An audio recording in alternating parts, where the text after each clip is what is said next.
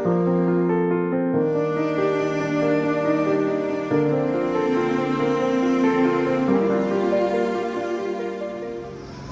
kasih sebanyak-banyaknya kepada Pak Kapolres dan Bapak Kapolsek beserta rombongan yang telah membantu kami mensedekahkan sajadah dan kitab-kitab untuk keperluan para santri yang kami pergunakan untuk menambah ilmu pengetahuan agama di sini.